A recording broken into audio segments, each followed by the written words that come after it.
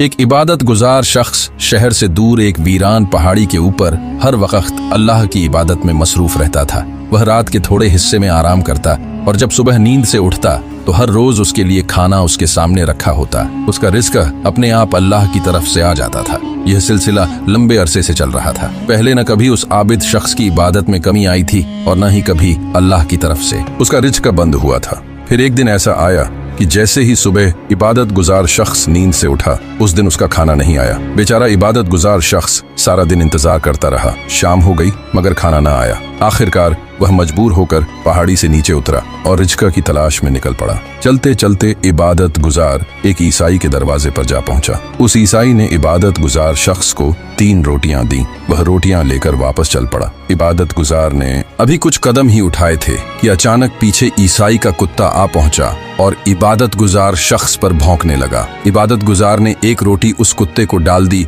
और आगे चल पड़ा। कुत्ता वह रोटी खाकर फिर से पीछे आकर भौंकने लगा। इबादत गुजार शख्स ने दूसरी रोटी भी कुत्ते को दे दी। जब कुत्ता तीसरी बार आकर भौंका तो इबादत गुजार शख्स को गुस्सा आ गया। वह गुस्से में आकर कुत्ते से कहने लगा, ऐ कुत्ते, तू बड़ा ही एहसान फरामोश है। पूरे दिन का भूखा किसी के सामने हाथ फैलाकर 3 रोटियां ली, उनमें से भी 2 तुझे दे दी, फिर भी तू मेरा पीछा नहीं छोड़ रहा। तो उस पर अल्लाह ने उस कुत्ते को बोलने की ताकत दे दी। कुत्ता बोल उठा, ऐ इंसान, एहसान फरामोश मैं नहीं बल्कि तुम हो। मेरा मालिक जो एक मामूली इंसान है, जो मुझे 3-3 दिन तक रोटी नहीं देता, मैंने फिर भी कभी अपने मालिक का दर नहीं छोड़ा। और तुम्हारा मालिक जो इतना बड़ा है कि जिसे लफ्जों में बयान नहीं किया जा सकता, उसने सिर्फ एक दिन तुझे खाना नहीं दिया तो तुम किसी और के दरवाजे पर जा पहुंचे। कुत्ते का यह कहना सुनकर इबादत गुजार शख्स की आंखों में आंसू आ गए और जब वह वापस अपने ठिकाने पर पहुंचा तो देखा खाना उसी तरह रखा हुआ है। सबक: अल्लाह पाक